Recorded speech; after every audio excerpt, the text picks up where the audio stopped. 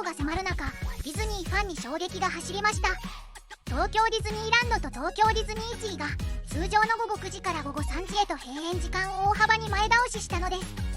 この決定はゲストとスタッフの安全を最優先に考えた結果です。